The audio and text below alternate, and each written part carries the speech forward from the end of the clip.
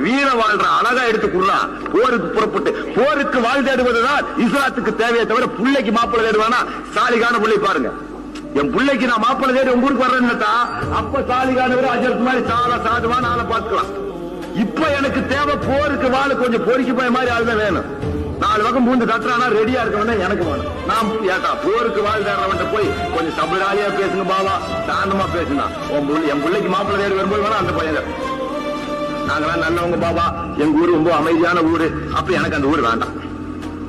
எனக்கு கொஞ்சம் அடாவடியான ஊர் தான். I am a sportive man. I am not I don't want to waste my life. அல்லாஹ்வை எவன் பேசினாலும் குர்பான் தான்.